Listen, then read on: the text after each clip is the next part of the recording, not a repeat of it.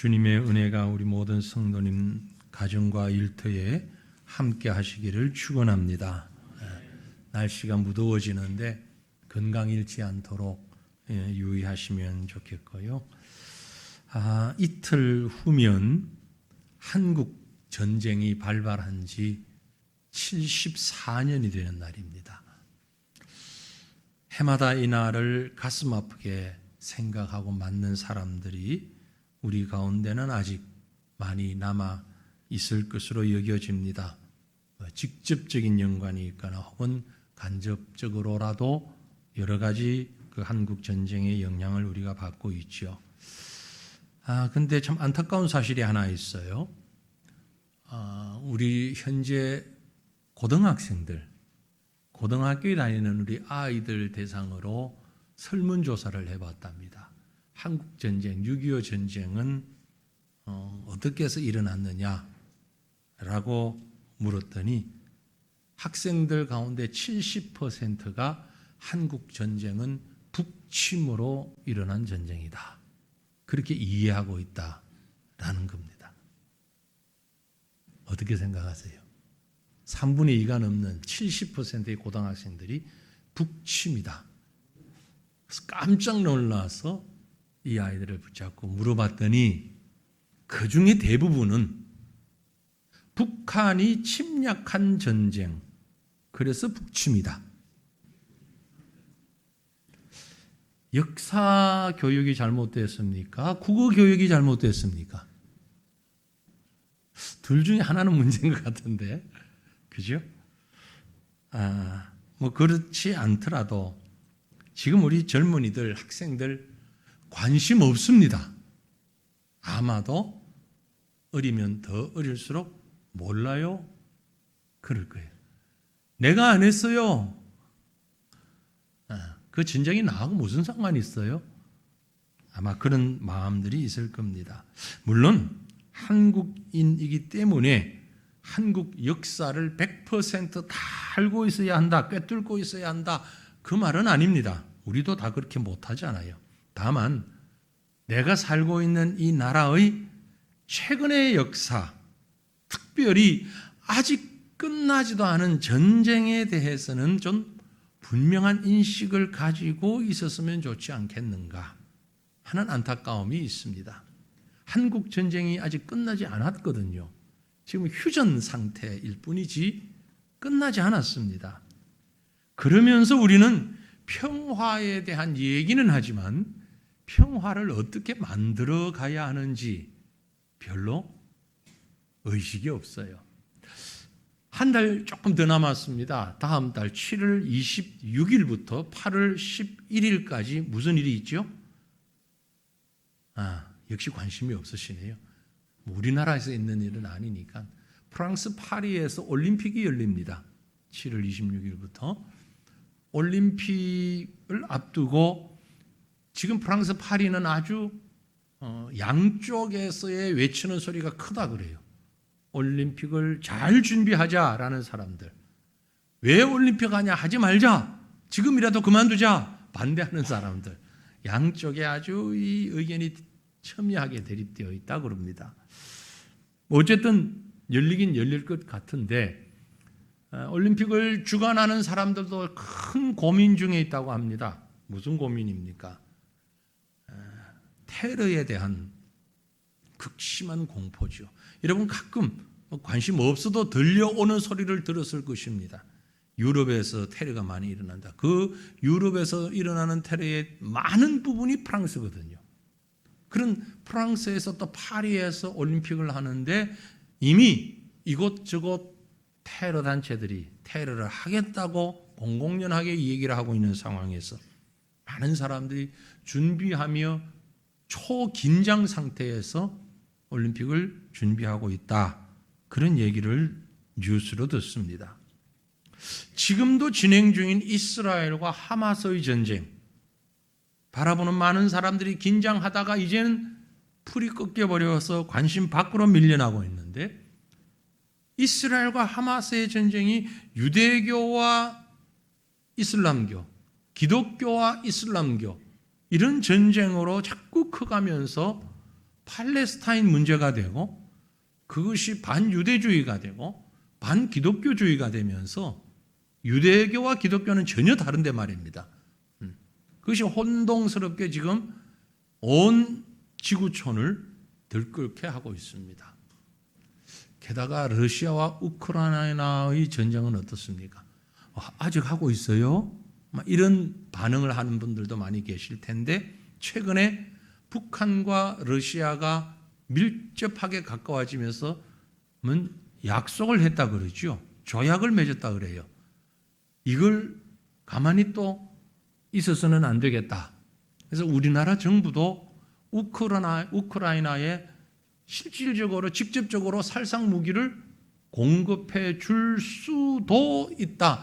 재고하겠다 하면서 지금 우리나라 안에 정치권에서도 찬반이 들끓고 있습니다.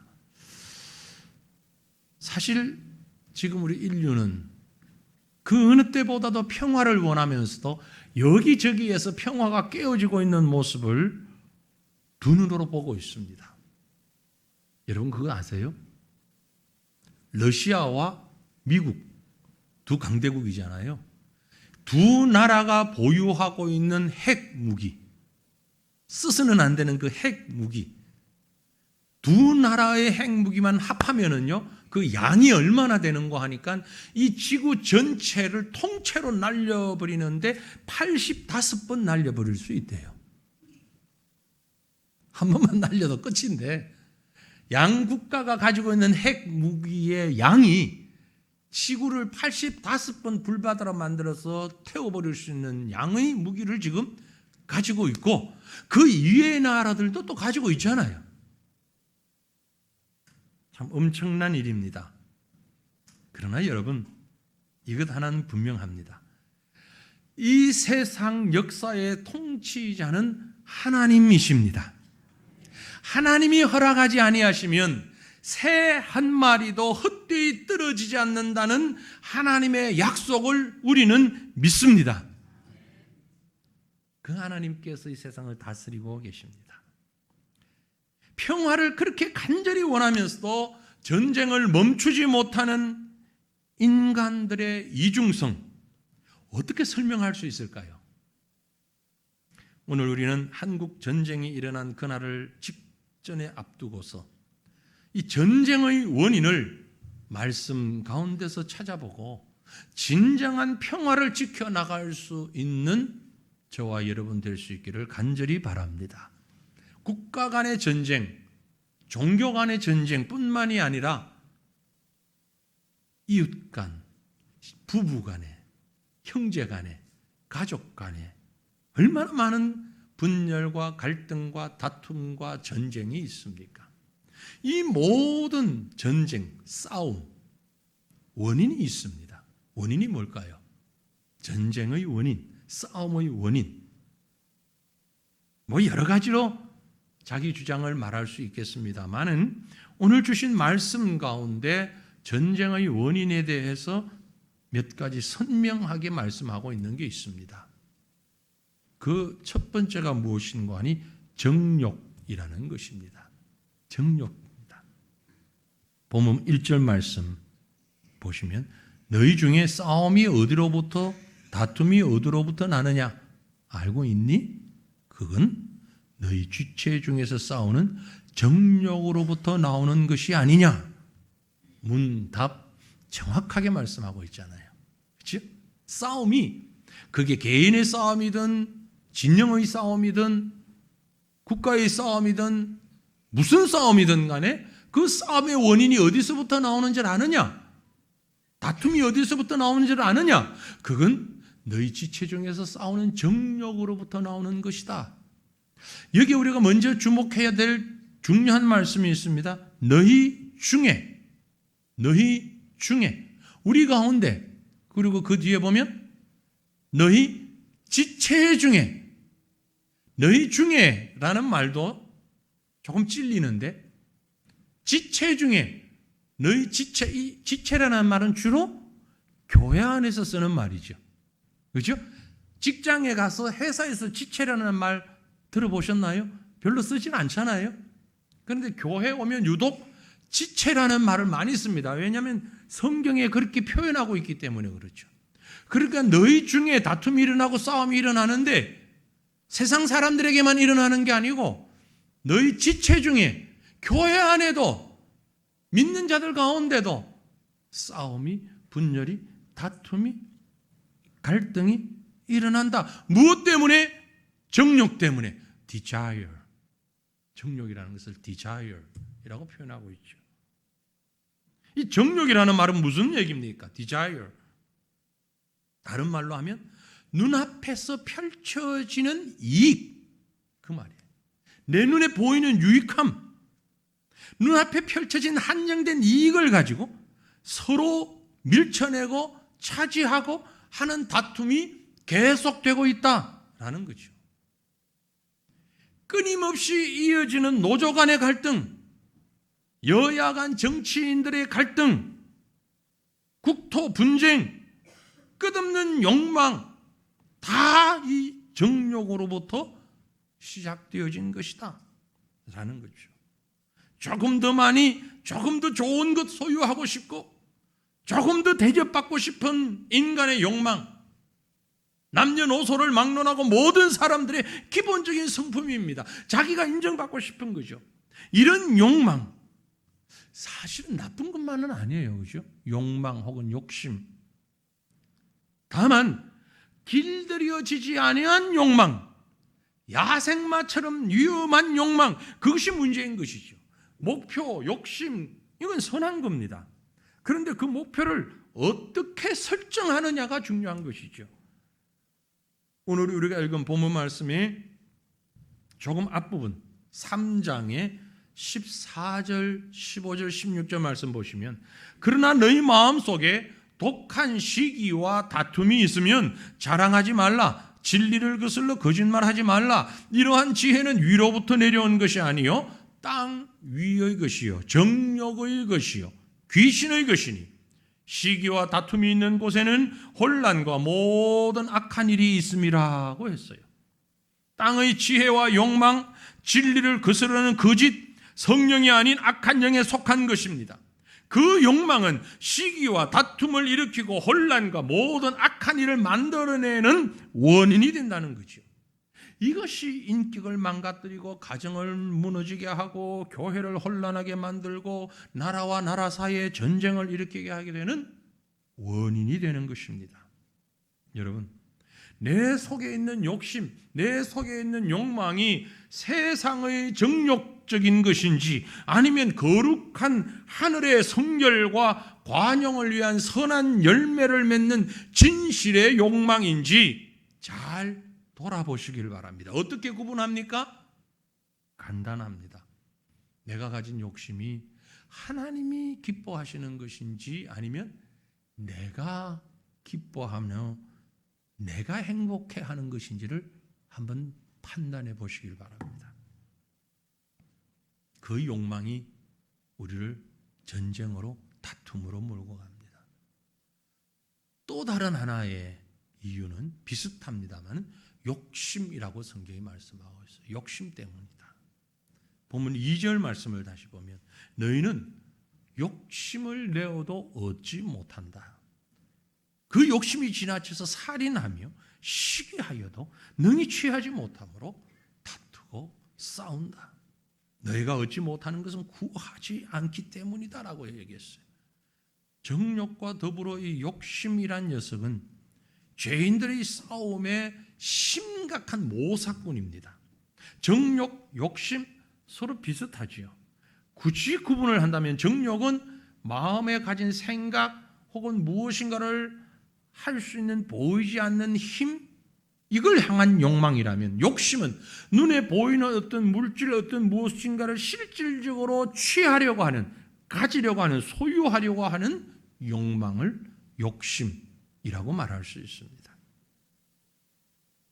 야고보서 1장 14절로 15절 말씀을 보니 오직 각 사람이 시험을 받는 것은 자기 욕심에 끌려 미혹되기 때문이라고 했어요. 우리가 시험을 받고 그래서 아이고 왜 그랬지 갈등하고 다투고 이유는 욕심 때문이다. 그런데 문제는 그 욕심이 잉태하게 되면 죄를 낳고, 욕심이 생기게 되면 잉태한다는 얘기는 욕심을 품는다. 그러면 죄가 되고, 죄가 더 성숙해지면 장성하면 사망을 낳는다. 그렇게 말씀하고 있어요. 이 말씀을 그대로 보여주는 사건이 구약성경 여호수아에 있습니다. 아간이라고 하는 사람이 있죠. 이름은 들어보셨죠? 아간. 여호수아가 이끄는 이스라엘이 가나안을 들어갈 때에 여리고 성을 무너뜨렸습니다. 엄청난 기적의 방법으로, 그죠? 그리고 여리고 성이 무너지고 나니까 이스라엘 백성들과 군인들 전부 사기 충천했습니다. 하늘을 찌르는 듯했습니다. 그리고 두 번째 대상성이 아이성이에요.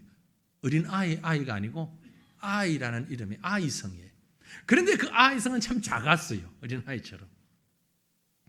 이스라엘에서 작전회의를 했습니다. 여리고성을 무너뜨리고 아주 사기 충천한 상태에서, 흥분한 상태에서 작전회의를 했는데, 아이성 어떻게 들어가지? 그건 조그만한 건데 몇 사람만 가자. 그래서 그곳에서의 결론이 3,000명만 성을 점령하러 보냈습니다. 결과는요, 대패했습니다. 엄청나게 패하고 전사자를 만들어냈습니다. 많은 전사자가 생겼습니다.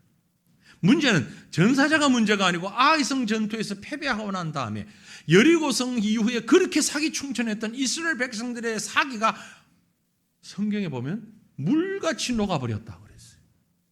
군인들도 백성들도 사기가 물같이 되어버리고 말았습니다. 마음이. 여호수아가 이 사건을 놓고서 얼마나 분통이 터지는지 머리를 찢으며 옷을 찢으며 머리에 티끌을 쓰며 기도합니다. 왜 이런 일이, 세상에 왜 이런 일이, 하나님 어떻게 된 일입니까? 절규를 했더니 하나님이 여호수아에게 답을 주셨는데 이렇게 답을 주셨어요. 여호수아서 7장 11절에 보면 이스라엘이 범죄하여서 내가 그들에게 명령한 나의 언약을 어겼으며 또한 그들이 온전히 바친 물건을 가져가고 도둑질하며 속이고 그들의 물건들 가운데 두었기 때문이다. 정확하게 답을 얘기하셨어요. 여호수아가 백성들을 모으고 지도자들을 모아서 자기들의 방법대로 제비뽑기를 하면서 범인 색출해 놨습니다. 그때는 수사가 안 되니까. 하나님의 은혜로 범인이 밝혀졌어요. 그 범인이 바로 아간이었습니다. 아간을 붙잡고 보니까 예전에 여리고 성을 점령해 들어갔을 때에 죄를 지은 거예요. 어떤 물건도 취하지 말라 명령하셨는데 이 아간은 욕심을 자제하지 못하고 살짝 숨겨놓았던 거죠.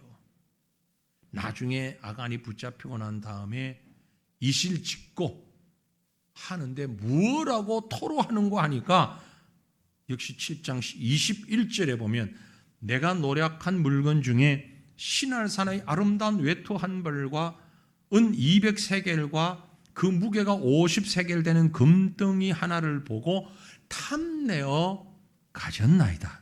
보소서 이제 이 물건들 그 장막 가운데 땅속에 감추었고 은은 그 밑에 있습니다.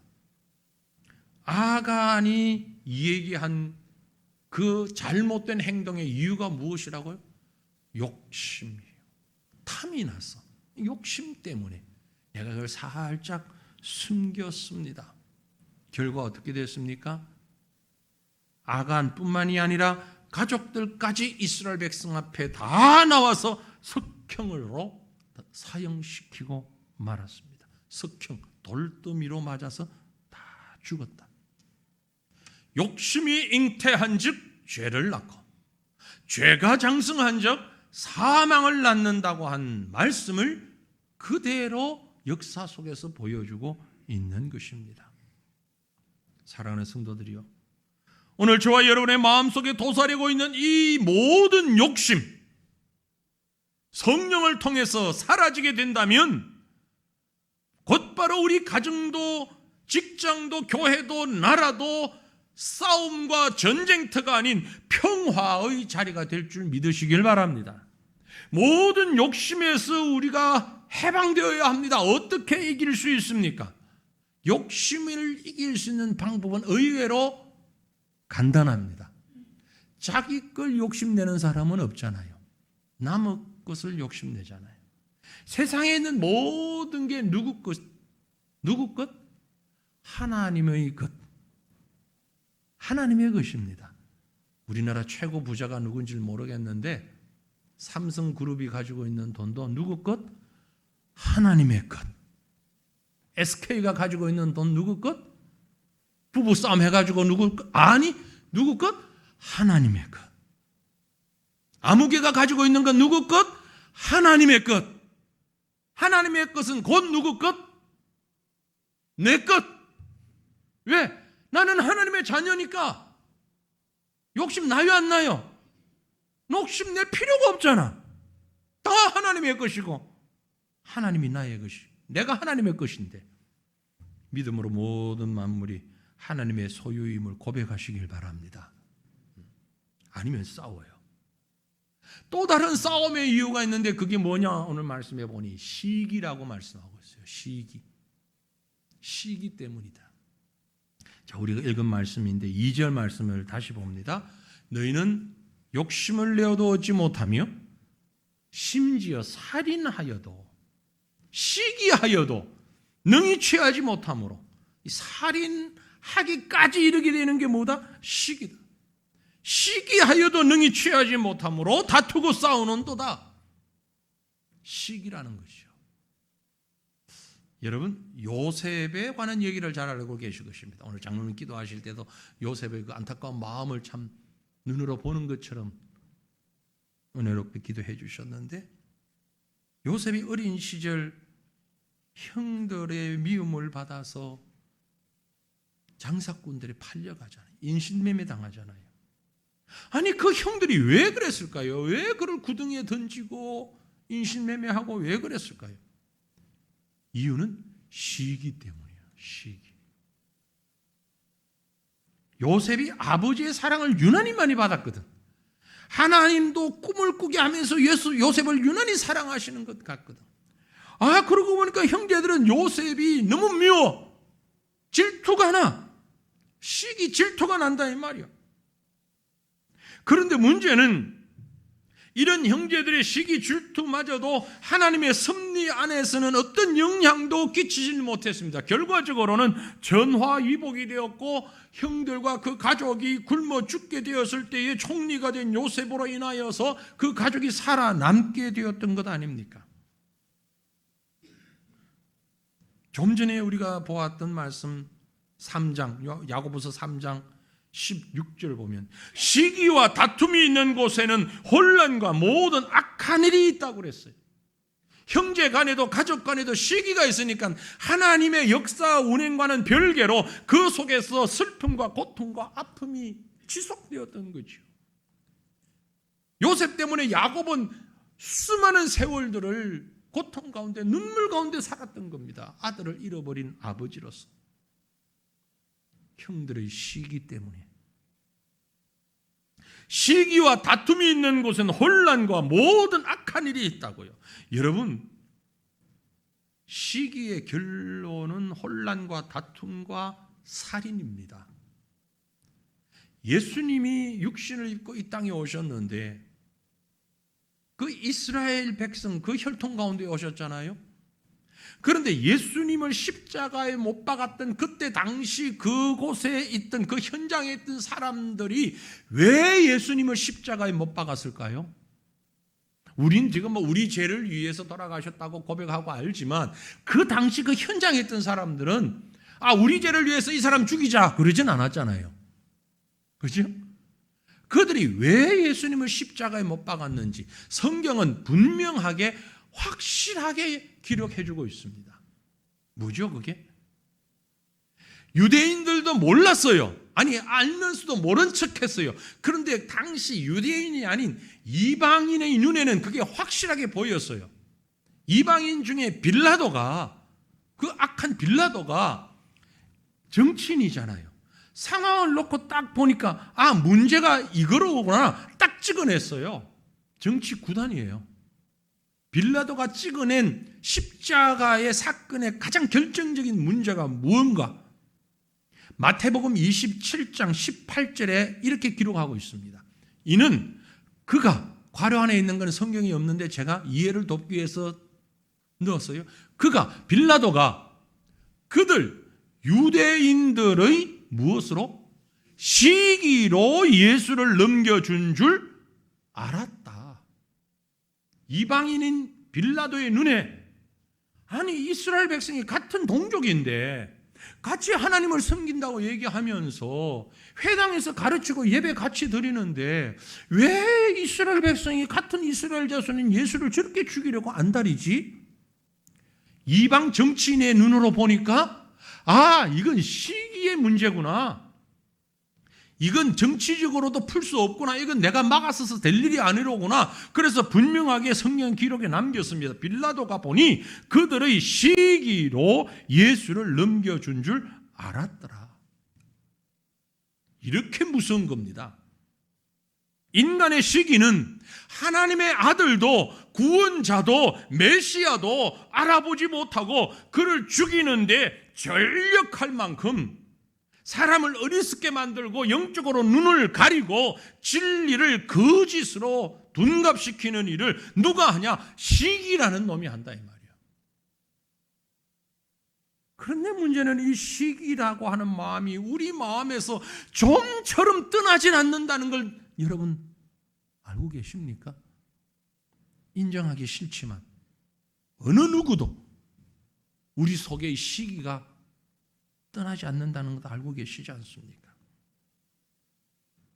때로는 좀 올라오고 때로는 좀 이렇게 숨어 있을 뿐이지. 어떻게 해야 될까요? 이 문제를 어떻게 해결해야 될까요?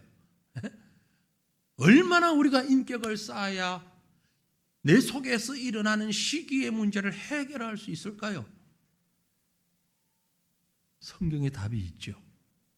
빌립보 2장 3절을 보니 아무 일에든지 다툼이나 허영으로 하지 말고 아무 일에든지 그 일이 큰 일이든 작은 일이든 집안일이든 바깥 일이든 그게 무슨 일이든 간에 아무 일에든지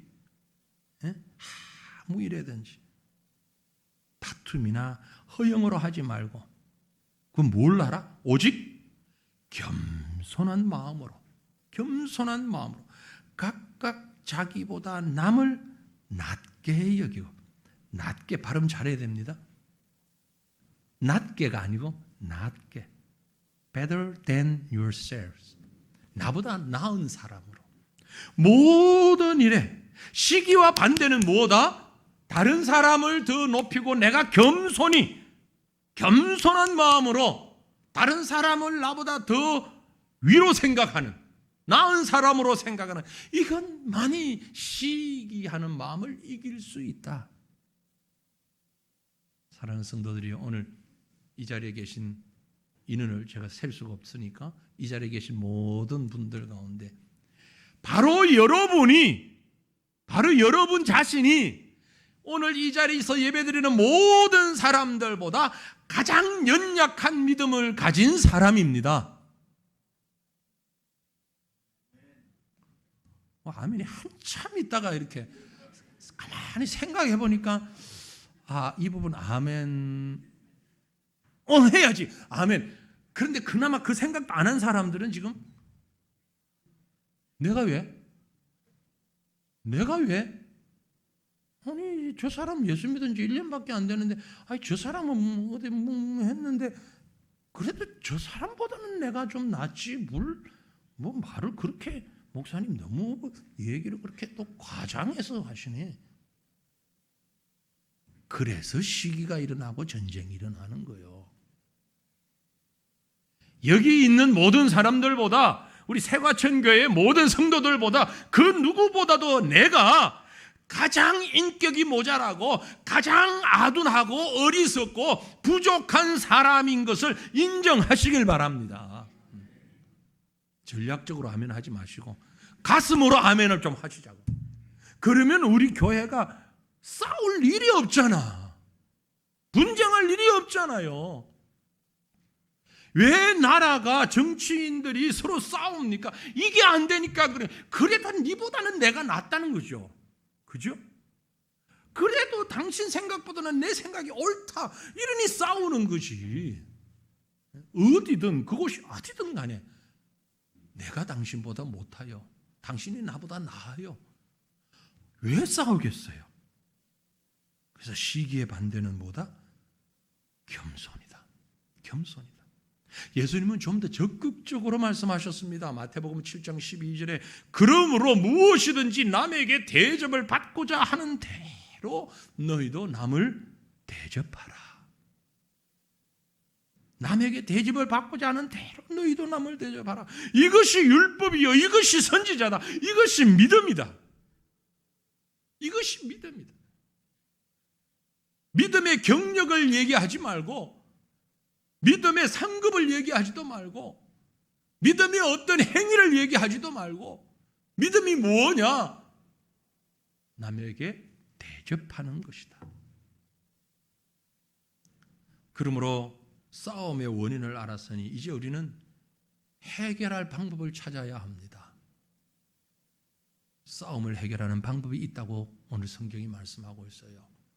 그게 뭡니까? 앞에서도 이미 다 말씀드렸습니다만 좀 더 정리를 해보면 전쟁을 거치고 평화를 유지하는 최선의 방법, 읽었던 말씀 다시 봅니다. 2절 3절 너희는 욕심을 내어도 얻지 못하며 살인하며 시기하여도 능히 취하지 못함으로 싸우고 다투는도다. 욕심은 끝이 없어요. 한 번 욕심은 그걸로 끝나지 않습니다. 살인까지 갑니다. 시기까지 갑니다.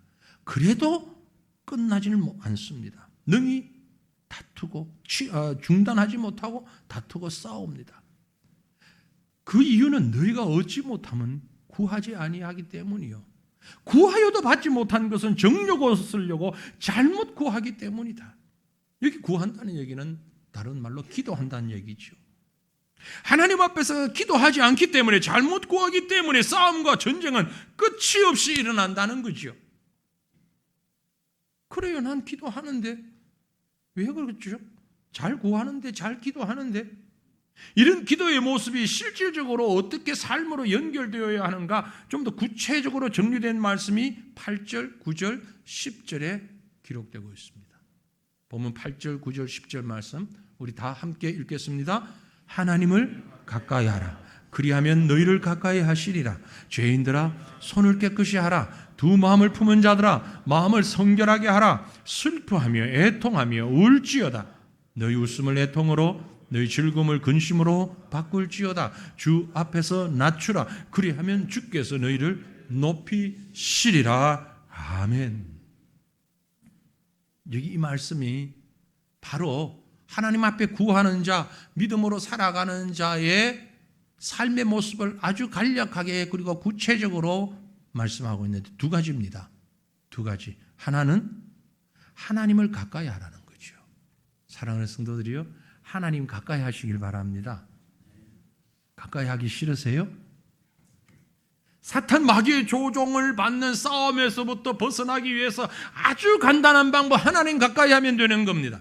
하나님의 음성에 귀를 기울이고 순종하고 하나님 앞에 기도하고 간구하고 하나님의 뜻이 무엇인가를 생각하고, 우리 힘으로는 어떤 힘으로도 어떤 방법으로도 이길 수 없어요. 능력도 지혜도 다 부족합니다. 용기도 부족해요. 그러나 하나님이 함께 하시면 되는 겁니다. 하나님 가까이 하세요. 코로나를 지나면서 우리에게 이렇게 생긴, 코로나뿐만이 아니고 현대를 오면서 우리에게 생긴 좋지 못한 그런 문화가 가까이 하기를 싫어해. 지금 어쩔 수 없이 같이 붙어 있는 분들은 붙어 있는데 예배 드리러 와도 같이 붙어 앉으려고 하질 않아. 가능하면 떨어지려고 하네. 코로나 때문에 한 자리 띄우고 두 자리 띄우고 습관이 돼서 그런지 자꾸 띄우려고 그래. 예전에는요, 교회에서 우리 학생들, 청년들 보면 많이 안아줬거든요. 지금 안아줄 수가 없어. 안았다가는 괜히 큰일 나면 성희롱을 했네 어쩌네 이런 얘기 나올까봐 아예 안을 생각도 안 하고 머리도 쓰다듬지도 못해. 그럼 애 인격을 또 무시하니 어쩌니. 애들이 인권이 있는데 어려워. 가까이 하기는 너무 먼 당신이야. 아이 좀 마음껏 안아주고 만져주고 막 쓰다듬어주고 이러면 좋겠는데 세상이 희한한 세상이 돼가지고 여러분 사랑으로 하셔요. 사랑으로. 그런데 더 중요한 건 하나님을 가까이 하셔야 됩니다. 하나님 가까이 하시길 바랍니다. 근데 사실 이 말에 조금 어폐가 있어요. 왜요? 우리가 하나님 가까이 하기 전에 하나님이 먼저 우리에게 가까이 하셔요. 하나님 우리와 함께 계시잖아요. 늘 나와 함께 계시잖아요. 그런데 왜 하나님 가까이 하라고 그러냐면은 우리는 자꾸 하나님을 밀어내려고 그래. 하나님은 우리와 가까이 하고 싶은데 우리를 품고 계시고 싶은데 우리는 자꾸 하나님을 밀어내. 왜요? 이유가 있어. 양쪽 다 가지고 싶거든. 세상도 가지고 싶고 하나님도 가지고 싶고 믿음 생활도 하고 싶고 세상에서 세상의 사람들처럼도 살고 싶고 아주 이런 생각을 가진 사람들을 향해서 오늘 우리가 읽은 말씀에 뭐라고 했습니까? 뭐라고 했어요? 손을 씻으라고 그랬잖아요. 본문 8절 말씀에 보면 죄인들아 손을 깨끗이 하라. 손 씻는 건 우리 전염병 때문에 많이 듣던 얘기인데 여기는 물리적인 손을 씻으라는 말이 아니고요. 심령의 손을 씻으라는 거예요. 그게 뒤에 나오는 말 보면 두 마음을 품지 말고 마음을 정결하게 하라 이 말이에요. 두 마음이 뭐예요? 하나님도 세상도 다 가지고 싶은 마음 이것 가지고 안 된다. 이걸 씻으라. 그래야 내 마음에 평안이 있고 하나님을 가까이 할 수 있다는 겁니다. 세상을 품고 하나님을 가까이 할 수 없습니다. 육체를 품고 하나님을 가까이 할 수가 없어요. 하나님을 가까이 하지 못하니까 싸움과 갈등과 전쟁이 계속되는 거죠. 더 나아가서 이 말씀은 우리 앞에서 겸손을 말씀하고 있습니다. 하나님 앞에서 겸손한 것이 전쟁을 이길 수 있는 전쟁을 다 벗어날 수 있는 유일한 방법이라는 거죠. 앞에서도 말씀드린 대로 주 앞에서 낮추라. 그리하면 주께서 너희를 높이시리라. 왜 우리가 겸손하지 못합니까? 왜 우리가 낮아지지를 못합니까? 왜 다른 사람을 나보다 더 낮게 여기지를 못합니까? 그러다가 내가 끝없이 추락할까 봐 걱정되는 것이잖아요. 그렇게 하다가 내가 완전히 밑바닥까지 내려가서 올라오지 못할까 봐 염려가 돼서 그렇게 하질 못하는 것이잖아요. 하지만 여러분 염려하지 마세요. 하나님 앞에서 겸손히 낮출 때에 우리를 높이는 것은 내 힘이 아니라 하나님이 하시는 겁니다. 주님은 우리에게 그 모범을 보여주셨잖아요. 하나님이 사람이 되셨어요. 사람 중에도 죄인이 되셨어요. 죄인 가운데서도 고난과 멸시와 천대와 조롱을 다 받고 십자가에서 죽기까지 하셨잖아요. 더 이상 어떻게 낮아집니까? 주님은 가장 낮은 곳까지 낮아지셨습니다. 그 다음에 그를 높이신 것은 성부 하나님이 하셨어요. 사람의 모습을 입고 오신 성자 예수님이 가장 낮은 곳으로 가셨을 때 성부 하나님께서 그를 높여서 지극히 높여서 생명으로 영광의 자리로 하나님 보좌 우편으로 높여주셨어요. 이게 온전한 승리가 되는 것이고 이것이 진정한 평화라는 것입니다. 물질로 얻는 평화가 아니고 권세로 얻는 평화가 아니고 하나님이 주시는 평화는 바로 이런 평화입니다. 이런 평화가 우리 가운데 가득하기를 바랍니다. 오늘 말씀에 요한복음 14장에 보면 예수님이 이 평화에 대해서 말씀하셨어요. 평안을 너희에게 끼치노니 곧 내가 주는 평안 나의 평안은 내가 너희에게 주는 것은 세상이 주는 것과는 다르다. 물질로 얻는 평화, 권력으로 얻는 평화, 인간 지혜로 얻는 평화 그것과는 다르다. 같지 아니하리니 너희는 마음에 근심하지도 말고 두려워하지도 말라. 겁내지 말고 낮아져라. 겁내지 말고 겸손해라. 겁내지 말고 하나님 가까이 하라. 그러면 참된 평화가 임할 것이다 라는 말씀입니다. 하나님만 믿는다고 나라의 평화가 옵니까? 가정의 평화가 옵니까? 세상의 평화가 옵니까? 예, 그렇습니다. 하나님 가까이 하면 가정도 일터도 직장도 교회도 나라도 세계도 평화가 있습니다. 세상이 주는 평강이 아닌 하나님 주시는 평강. 사랑하는 성도들이여, 전쟁과 싸움 속에서 살아가고 살고 있는 우리 모두들, 이제 하나님을 더 가까이 우리 삶에 모시고 내 삶을 그분께 맡기고 그 앞에 우리를 드림으로 가장 겸손히 낮아짐으로 주님이 주시는 참 평화로, 참 평안으로 여러분의 심령과 가정과 교회가, 이 나라, 이 민족이 가득하시기를 우리 주님의 이름으로 축원합니다. 기도합니다. 한 마음으로 기도할 때